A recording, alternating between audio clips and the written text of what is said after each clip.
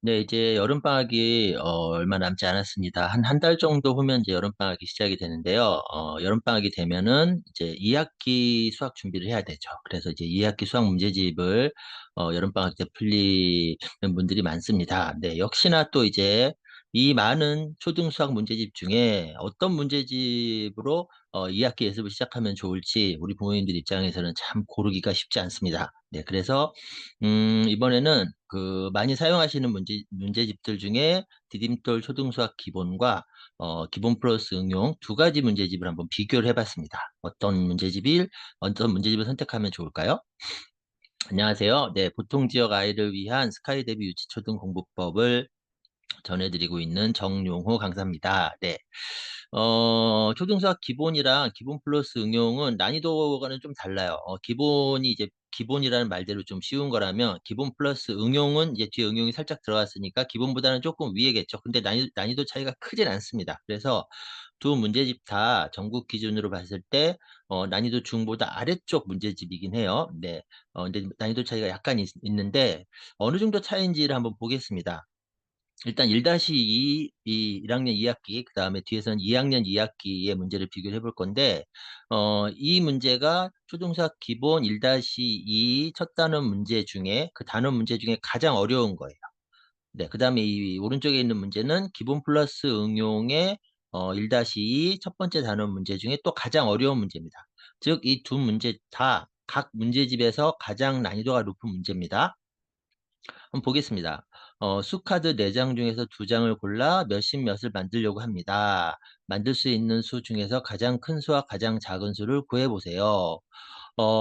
딱 읽었을 때, 가장 큰 2장 고르니까요. 가장 큰 수면은 98이겠네요. 그 다음에 가장 작은 수는 67이겠죠? 네, 이렇게 문제를 읽으면은 어떻게 하겠구나라는 게 이제 뭐 이렇게 어렵지 않게 딱 생각이 나죠.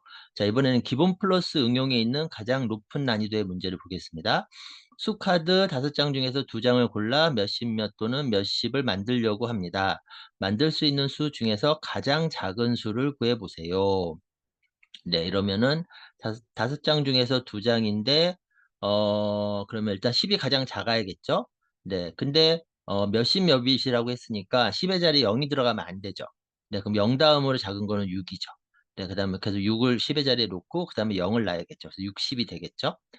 어떠세요? 비교해 보면은 말씀드린 것처럼 두 문제 다 전국 기준으로는 난이도 중에서 약간 아래쪽 문제이긴 한데 어쨌든 기본에 있는 가장 어려운 문제보다는 기본 플러스 응용에 있는 가장 어려운 문제가 조금 더 어렵죠. 네, 좀 차이가 있죠. 자, 2학년 2학기 한번 보겠습니다. 2학년 2학기 초등수학 기본에 있는 문제 중에 가장 어려운 문제. 그다음에 얘는 기본 플러스 응용에 있는 문제 중에 가장 어려운 문제입니다. 보면은 네 자릿수의 크기 비교해서 네모 안에 들어갈 수 있는 수를 모두 써보세요. 네. 8650이죠. 근데 뒤에 자리가 여기가 크네요. 그러면은, 어, 500이 들어가면 안 되지만 600부터는 괜찮겠네요. 그러면은, 들어갈 수 있는 모든 수는 6, 7, 8, 9. 네, 여기까지 들어갈 수 있겠죠. 네, 요 정도 난이도입니다. 자, 이제 기본 플러스 응용에 있는 문제 중에 가장 어려운 문제 한번 보겠습니다. 네 자릿수의 크기를 비교한 것입니다. 0부터 9까지의 수 중에서 네모 안에 들어갈 수 있는 수는 모두 몇 개인지 구해보세요. 네모 안에 들어갈 수 있는 수는 일단 이쪽이 커야 됩니다. 근데 10의 자리와 1의 자리가 이쪽이 더 크죠.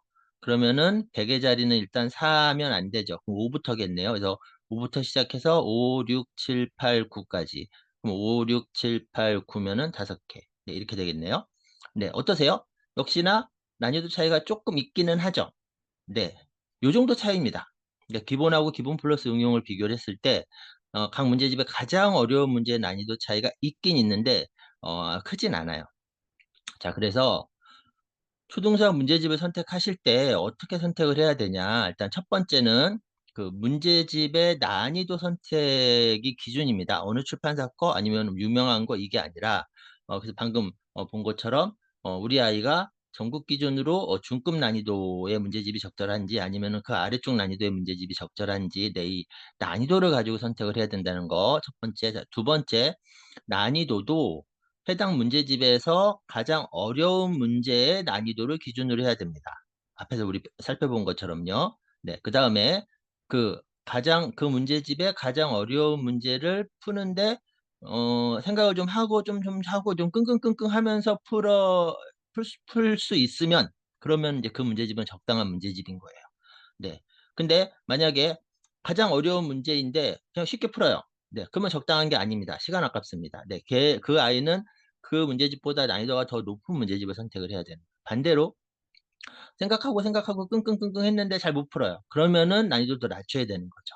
네. 이런 식으로 해당 문제집에 있는 문제 중에 가장 난이도가 높은 문제의 난이도를 기준으로 보고, 그다음에 그 문제를 내 아이가 끙끙끙끙 하면서 풀어내는, 못 풀면 안 되고 풀어는 내는데 좀 끙끙거리는, 네, 좀 생각을 좀 해야 되는데 그런 문제들이면은 그러면 적당한 문제집이라고 볼 수 있습니다. 네, 단 초등 1학년은 문해력 영향이 훨씬 큽니다. 수학적 문제 해결력보다. 네, 그래서 초등 1학년에서 방금 말씀드린 난이도 기준으로 선택을 하시더라도 문해력이 좀 안 좋다 그러면은 난이도를 낮춰야겠죠. 그리고 초등 2학년은 1학년에 비해서는 문해력의 영향을 덜 받긴 하지만 그래도 영향을 아직까지는 좀 받는 시기입니다. 그래서 1, 2학년 시기는 문해력을 같이 고려하면서 정리해드린 이 기준으로 문제집을 선택을 하시면 될 것 같아요.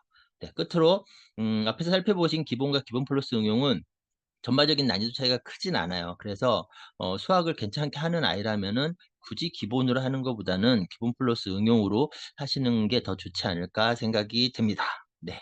그래서 초등 수학 문제집 고르는 방법, 네, 일단 난이도 중하 문제집 두 개를 비교하면서 한번 정리를 해봤습니다. 저는 다음 영상에서 다시 뵙겠습니다. 감사합니다.